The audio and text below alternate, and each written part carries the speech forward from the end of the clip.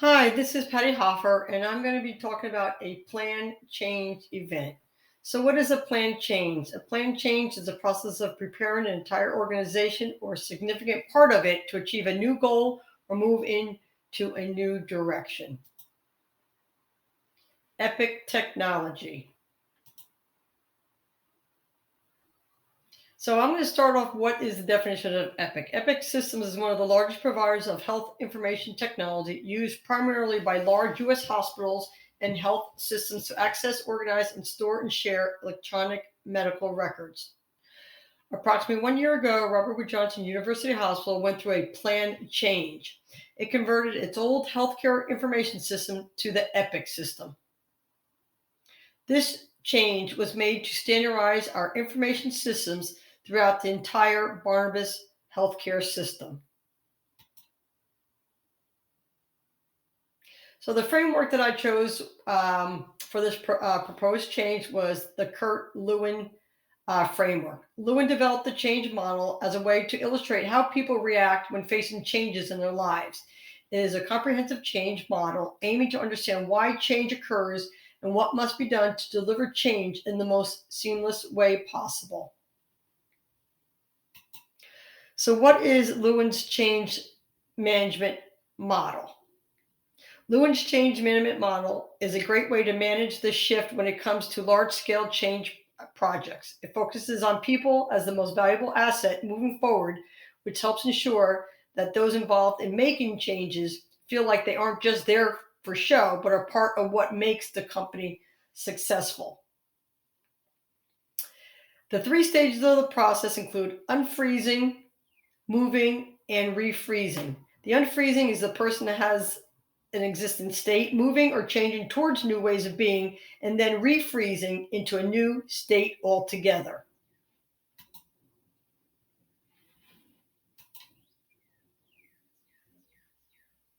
So these are some other ways unfreezing is defined, examines the status quo, increased driving forces for change. Moving means when you take action, you make changes, and you involve people.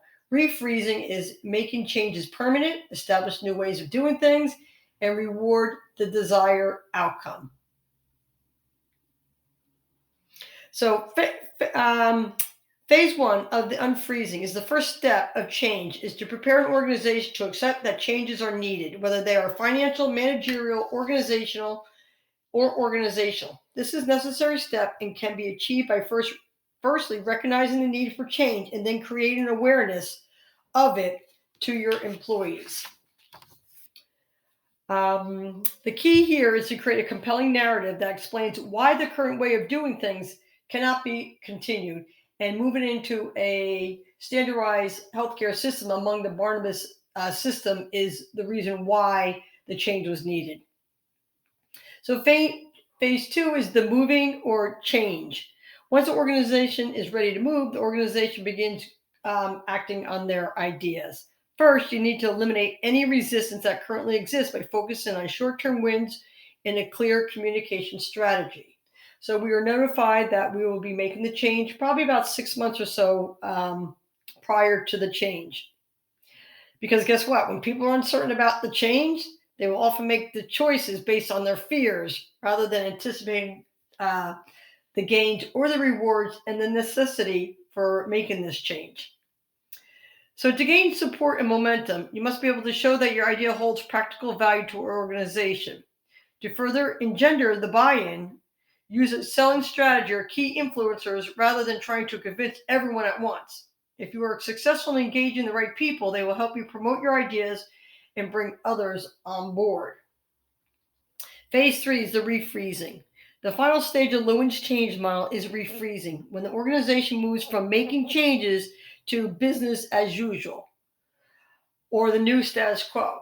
Or, since this is a long term, this has been a slow process, I should say, refreezing eventually happens, but it may take some, some things, things may not go exactly as planned and some bumps in the roads, but eventually, as things are corrected along the way, refreezing should occur. So if you did not succeed during one or both of the previous phases, it is crucial to take a step back and reassess what's going on and where things went wrong to make some necessary adjustments, which we are still doing. We are in that phase of we're still trying to make corrections, tailor it more to the OR. So we continue to be still moving slowly, but still making progress on to making it work for the OR. So when you do this, it allows your organization to learn from its mistakes than to repeat them the next time. However, this is such a big undertaking for us that we knew that there was going to be bumps in the roads, and we still are incurring them, but it seems to be getting a little bit better.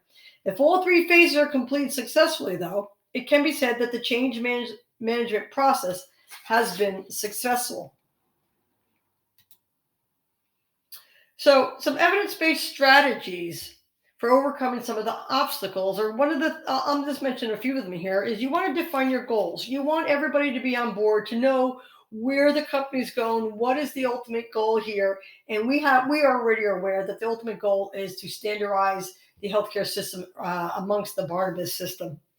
So you want to get a buy-in from everybody in the management team. So once you do this, you can begin outlining the most common problems and the change process you want to implement so they can be solved. You want to identify your key players that are going to help you to drive this across the different departments. You want to communicate your vision to your entire team.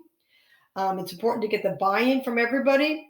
The buy-in to your plan, because your vision, and that will ensure the best results once you get everybody on board. Share your vision with passion. Be receptive to suggestions, since team members may have good ideas that you haven't thought about.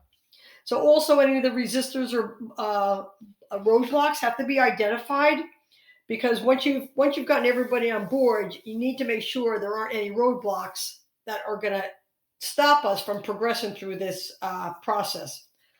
Otherwise, everybody on the team or everybody in the OR are not going to be able to do what they need to do. So break your goal into milestones. So making the small goals, making something big out of them, this way, when you have this big undertaking, it seems like we're never going to get to a point of being successful. But as you break down each of the small wins, then this way it will make everyone feel like the journey is a little bit more enjoyable, and it gives everyone a sense of accomplishment with each new success and step taken, as we can see as we're progressing too, which turns the fuel of our energy into even doing better. So prepare for early wins, and you want to track your progress. A change management process requires extensive planning, coordination, control, and evaluation. And in order for an organization to reach their goal, all of these elements must be working together. You must keep an eye on how things are progressing. And we know that change is a never-ending process. So we know that the Lewin's change management models does have a lot of positives. And one of the things is it's a proactive approach to change management. This model also helps to ensure people feel like change is a part of what drives the company rather than something you have to do. Okay, change is always happening, certainly within the healthcare anyway. It focuses on people as a source of change and learning. Lewin's change management model is a great way to manage the shift when it comes to a large-scale project. And this has definitely been a large-scale project that we've taken on at least since the last 20 years that I've been at the hospital.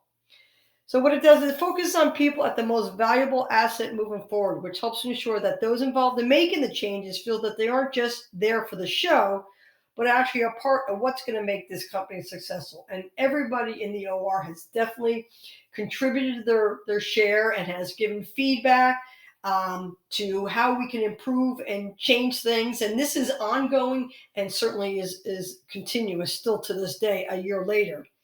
So when it comes to the disadvantages of the change management model, one of the biggest downfalls is that the model doesn't really lend itself to a quick or short-term change initiatives. So, like I said, about a year later, here's a list of the things that we still need to, we are taking care of. We know the change is continuous and ongoing. We're still waiting for the changes that we put in to get fixed. We're still waiting for them to occur. So things are improving slowly. We still have a lot of unanswered questions that we rely on management, that we're still waiting for some feedback. We do use our support services to try to get us through some of the things until Epic itself, even though they're no longer available to us, their support team is able to get back to us in a timely manner whenever they can. So when it comes to Epic, they want us to put this ticket in and ask the questions, and that's very time consuming. So we do rely on our support services for immediate answers.